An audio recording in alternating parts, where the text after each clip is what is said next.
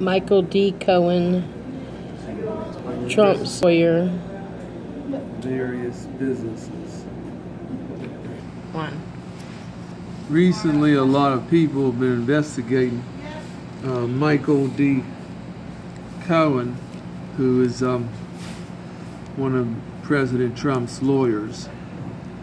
President Trump has said in the past that he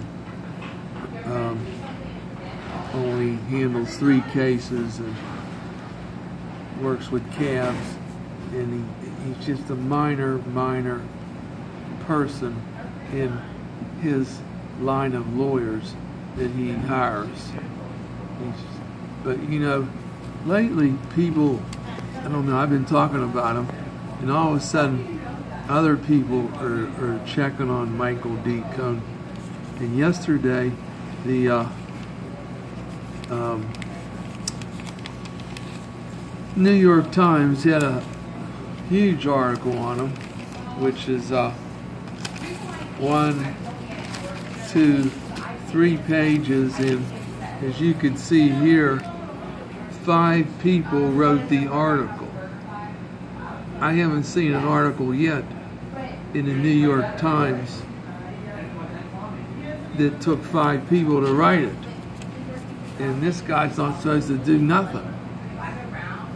Supposedly he had 3 cases, and then he worked on some cabs, and he did Trump a few favors, and he handled this money going to this porno star that supposedly Trump had something to do with 12 years ago. And other than that, he lived a real simple life, you know.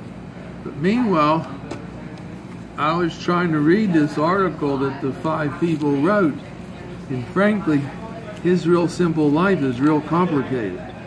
And you wonder, well, why is he complicated? First of all, he's in a lot of different things. And he's in real estate, he's in the cab business, and then he's also supposed to practice law. And a lot of these things seem complicated, and actually these 5 people who wrote this article for the New York Times, they have not figured it all out. Now I know that some of the information might be with the in the boxes that they picked up at his house when they did the search warrant. And before they can look at it, you might have to say there's no attorney-client privilege between him and Trump before you can look at the information in those boxes. But one deal, it's real simple, it sounds simple, but in 2014 he sold 4 buildings in New York City. In fact, they showed a picture of them in the article. 4 buildings in New York City. And there's hundreds of buildings like that in New York City, and it sounds real simple, but he sold them in 2014 for $32 million. And that was 3 times what he paid for them 3 years before. So that means he had these buildings for 3 years and made over $20 million.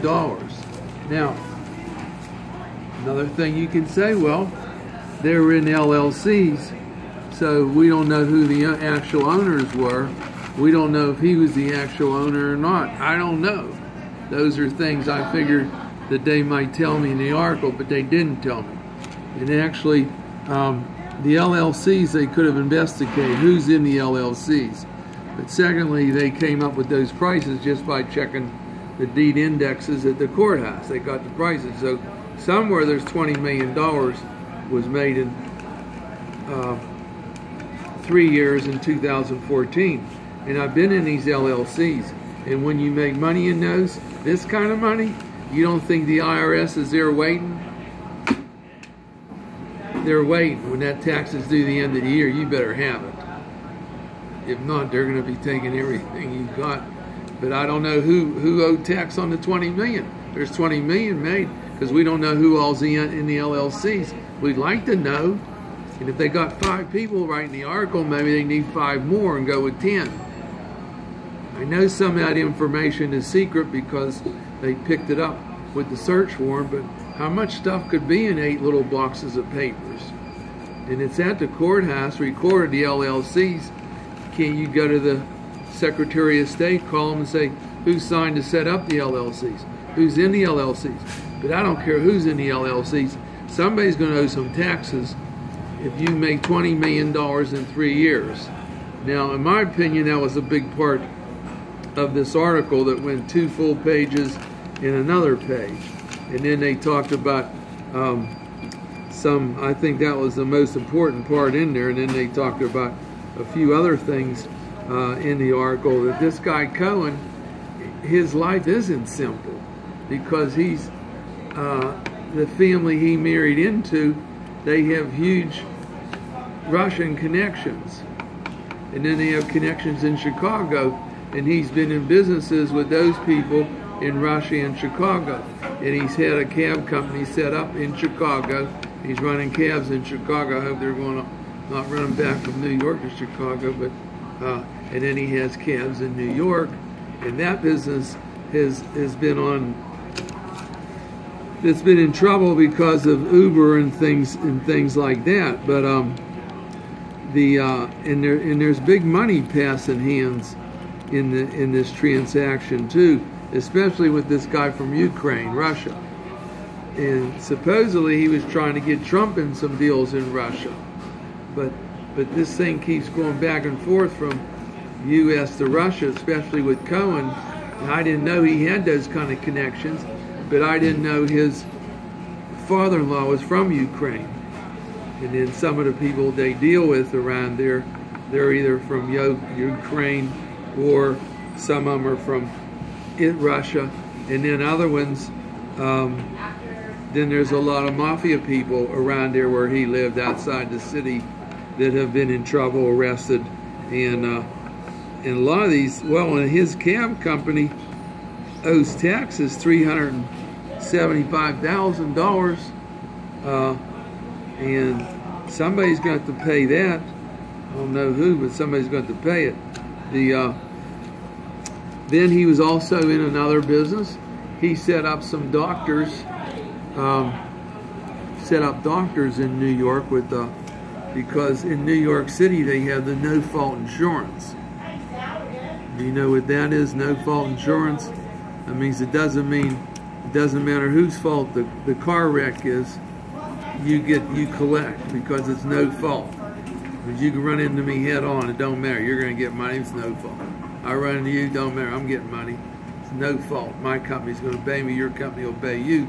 So he had some of them set up in that with some big clinics, and he had been working on that from I think from the beginning, about 2003 through 2008, to set these up. And then they had other places where they take the bills, and then other places where they treat you, and then they send everything into the insurance company, and you get a check, you get money. And he had that set up. That's another business completely that nobody's ever mentioned before.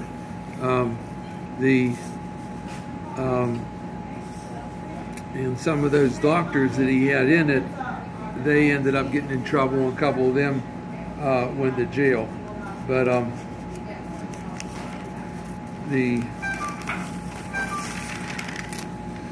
I'll tell you, his life is so simple. It's going to take you about 2 hours to read this article and try to digest it. In fact, he might be in more things than Trump, except Trump's in these big buildings that he supervises, builds and borrows the money, things like that. And actually, he has an office in Trump's building. I guess that's how he made the connection with Trump, and he started working for him. But we're going to have to talk about this again. It's just as more and more information comes out, because I think I was the first one that brought up the cabs and how much it costs to run a cab in New York, and what it costs to get the thing you put on top, because that business is, I'm trying to think what it's called, but that business is going back and forth, because Uber, everybody knows is going to run these yellow cabs out of New York anyway. So if you have some of these things, they'll probably be worthless. They're down to 175,000 right now, but most people think they're going to keep going down, down, down. But somehow this guy keeps borrowing money on them from the banks. All the banks give him money. How? I don't know. I'd like to find out. I'd say he could teach some people some things. One thing I think he's a pro at, not as much as Trump, but he's up there, is borrowing money. Anyway, we're going to talk about him again, and I appreciate you tuning in today. Thank you.